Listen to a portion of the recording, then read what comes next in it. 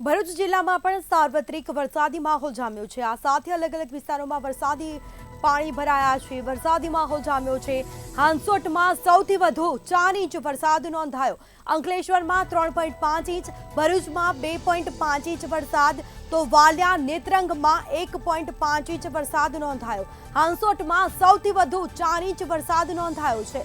તો ભરૂચ જિલ્લામાં પણ સાર્વત્રિક વરસાદી માહોલ જામ્યો છે। રસ્તા પર પાણી ફરી વળ્યા છે, લોકો મુશ્કેલીનો સામનો કરી રહ્યા છે। તો હાંસોટમાં પણ વરસાદી માહોલ જામ્યો છે। અલગ અલગ વિસ્તારોમાં વરસાદી માહોલ જોવા મળ્યો છે।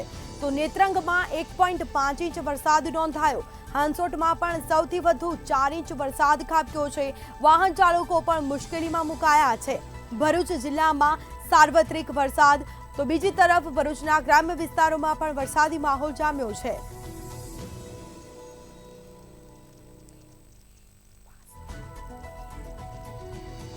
તો વધુ વિગતો સાથે સંવાદદાતા વાસુ ફોન લાઈન પર જોડાઈ ગયા છે। જી, ભરૂચમાં પણ વરસાદી માહોલ જામ્યો છે। હવામાન વિભાગે જે રીતે આગાહી કરી હતી તેવી જ રીતે સાર્વત્રિક વરસાદી માહોલ જોવા મળ્યો છે। શું માહિતી? જી ચોક્કસ જણાવી દઉં તો હવામાન વિભાગની આગાહીના પ્રમાણે સતત 4 દિવસથી ભરૂચ જિલ્લામાં વરસાદી માહોલ જામ્યો છે।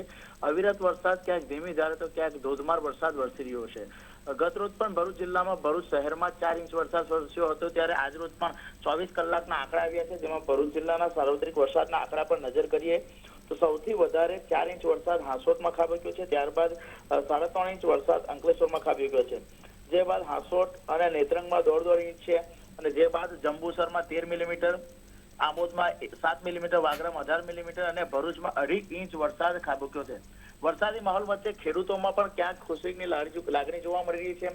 વરસાદી માહોલ જામતા જે વાવણી લાયક વરસાદ વરસતા ખેડૂતો પણ ખુશખુશાલ જોવા મળી રહ્યા છે। સાથે વાતાવરણમાં ઠંડક પ્રસરી છે, અને હવે આ ઠંડક લોકોની રાહતનું કારણ બની રહી છે। જી બિલકુલ જી, તમામ જાણકારી આપવા બદલ આપનો આભાર। તો આ સાથે જ વરસાદી માહોલ જામ્યો છે। લોકોને ગરમીથી રાહત મળી છે। વાવણી લાયક વરસાદ થતા ખેડૂતો ખુશખુશાલ જોવા મળ્યા છે। તો હાંસોટમાં સૌથી વધુ 4 ઇંચ વરસાદ નોંધાયો।